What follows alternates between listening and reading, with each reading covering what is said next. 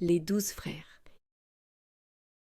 Il était une fois un roi et une reine qui vivaient en paix, et ils avaient 12 enfants, mais ce n'étaient que des garçons. Un jour, le roi dit à sa femme, « Si le 13e enfant que tu mets au monde est une fille, alors les 12 garçons devront mourir, afin que sa richesse soit grande et que le royaume lui revienne entièrement. » Il fit aussi fabriquer 12 cercueils, déjà remplis de copeaux de bois, et dans chacun se trouvait l'oreiller mortuaire. Il les fit placer dans une pièce fermée à clé, puis donna la clé à la reine et lui ordonna de ne le dire à personne.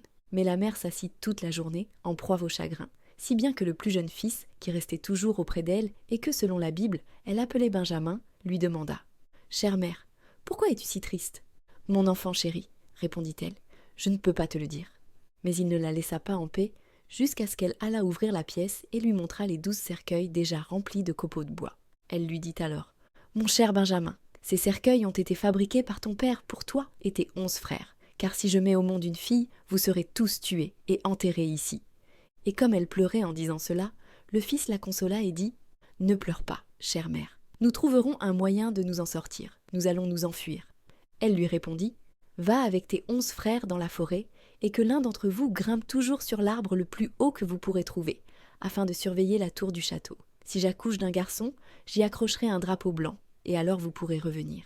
Mais si je donne naissance à une fille, j'y mettrai un drapeau rouge, et alors fuyez aussi vite que vous le pourrez, et que le bon Dieu vous garde. Chaque nuit, je me lèverai et prierai pour vous, en hiver, pour que vous puissiez vous réchauffer près d'un feu, en été, pour que vous ne souffriez pas de la chaleur. » Après avoir ainsi béni ses fils, ils partirent dans la forêt.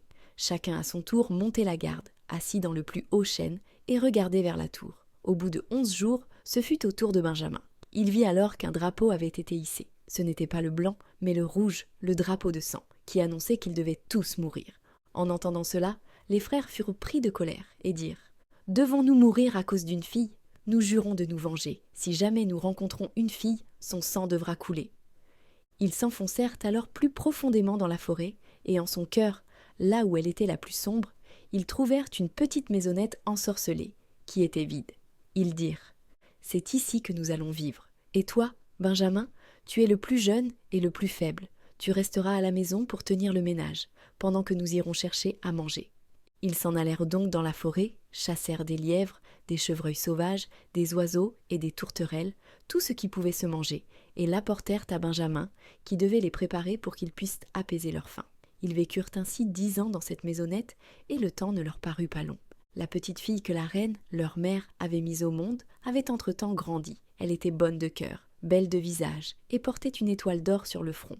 Un jour, alors qu'on faisait une grande lessive, elle aperçut 12 chemises d'hommes suspendues, et demanda à sa mère « À qui sont ces 12 chemises ? Elles sont bien trop petites pour papa. » La mère répondit, le cœur lourd « Mon enfant, elles appartiennent à tes 12 frères. » La jeune fille dit alors « Mes 12 frères ? Je n'en ai jamais entendu parler. Où sont-ils » La mère répondit « Dieu seul le sait où ils sont. Ils errent à travers le monde. » Elle prit alors la jeune fille, ouvrit la pièce interdite et lui montra les 12 cercueils avec les copeaux de bois et les oreillers mortuaires. Elle dit « Ces cercueils étaient destinés à tes frères, mais ils se sont enfuis en secret, avant ta naissance. » Et elle lui raconta toute l'histoire. La jeune fille dit « Chère mère, ne pleure pas, je vais partir à la recherche de mes frères. » Elle prit alors les 12 chemises et s'en alla, droit dans la grande forêt. Elle marcha toute la journée et, le soir venu, elle arriva à la maisonnette ensorcelée. Elle entra et y trouva un jeune garçon qui lui demanda « D'où viens-tu et où vas-tu » Il était stupéfait de sa beauté, de ses vêtements royaux et de l'étoile qu'elle portait sur le front. Elle répondit « Je suis une fille de roi et je cherche mes 12 frères. Je suis prête à aller aussi loin que le ciel est bleu, jusqu'à ce que je les retrouve. » Elle lui montra aussi les 12 chemises qui leur appartenaient. Alors Benjamin reconnut sa sœur et dit « Je suis Benjamin, ton plus jeune frère. » Alors elle se mit à pleurer de joie, et Benjamin aussi, et ils s'embrassèrent et se serrèrent dans les bras avec beaucoup d'amour. Ensuite, il dit « Ma chère sœur, il y a une chose à savoir. Nous avions fait le serment que toute fille que nous rencontrerions mourrait parce que nous avions dû quitter notre royaume à cause d'une fille. » La sœur répondit « Je suis prête à mourir, si cela peut sauver mes 12 frères. »« Non, dit-il, tu ne mourras pas. Cache-toi sous cette cuve jusqu'à ce que les 11 autres frères rentrent. Je m'arrangerai avec eux. » Elle fit comme il le lui avait dit. Quand la nuit fut venue, les autres frères revinrent de la chasse, et le repas était prêt. Ils s'assirent à table et commencèrent à manger. Alors ils demandèrent « Quelle nouvelle ?» Benjamin répondit « Vous ne savez rien ?»« Non, dirent-ils. » Il ajouta « Vous étiez dans la forêt, et moi je suis resté à la maison, et pourtant j'en sais plus que vous. »« Alors raconte-nous, » dirent-ils. Benjamin dit « Promettez-moi que la première fille qui se présentera ne sera pas tuée. »« Oui, crièrent-ils tous, elle aura la vie sauve. Raconte maintenant. » Alors il dit « Notre sœur est là. » Et il souleva la cuve. La fille du roi sortit, dans ses vêtements royaux et avec l'étoile d'or sur le front. Elle était si belle, si fine, si délicate. Les frères furent remplis de joie, se jetèrent à son cou, l'embrassèrent et l'aimèrent de tout leur cœur. Elle resta à la maison avec Benjamin et l'aida dans son travail. Les 11 autres allaient dans la forêt, chassèrent du gibier, des chevreuils, des oiseaux et des tourterelles, pour avoir à manger. La sœur et Benjamin les préparaient. Elle allait chercher le bois pour le feu, les herbes pour les légumes et mettait les marmites au feu, si bien que le repas était toujours prêt à temps pour l'arrivée des 11 frères. Elle s'occupait aussi du ménage dans la maisonnette, bordait les petits lits avec du linge propre et blanc, et les frères étaient toujours satisfaits. Ils vécurent tous ensemble dans une grande entente. Un jour, la sœur et Benjamin avaient préparé un repas particulièrement savoureux. Quand tous les frères furent réunis, ils s'assirent ensemble, mangèrent, burent et étaient remplis de joie. Or, il y avait un petit jardin à côté de la maisonnette ensorcelée, et dedans poussaient 12 fleurs de lys, que l'on appelle aussi fleurs d'étudiants. Elle voulut faire plaisir à ses frères et cueillit ces 12 fleurs, pensant les placer dans leurs assiettes au moment du repas. Mais à l'instant même où elle arracha les fleurs, les 12 frères furent transformés en 12 corbeaux et s'envolèrent par-dessus la forêt. La maison et le jardin disparurent également. La pauvre jeune fille se retrouva toute seule dans la forêt sauvage. Et comme elle regardait autour d'elle, une vieille femme se tenait tout à coup à ses côtés et dit « Mon enfant, qu'as-tu fait? Pourquoi n'as-tu pas laissé les 12 fleurs blanches en place? Ce sont tes frères, qui sont maintenant à jamais transformés en corbeaux. » La jeune fille, en pleurs, demanda « N'y a-t-il aucun moyen de les délivrer ?» La vieille répondit « Il n'y a qu'un seul moyen, mais il est si difficile que tu ne pourras probablement pas les sauver. Il te faudra rester muette pendant 7 ans. Tu ne devras ni parler ni rire.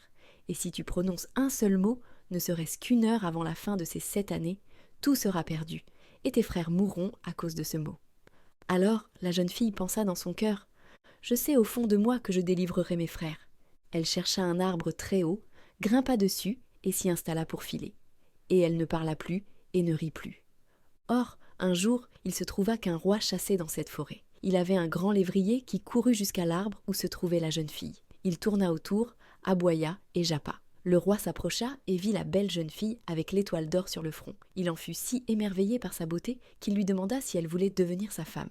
Elle ne répondit pas, mais inclina légèrement la tête. Alors le roi grimpa lui-même dans l'arbre, la fit descendre, la plaça sur son cheval et l'emmena dans son château.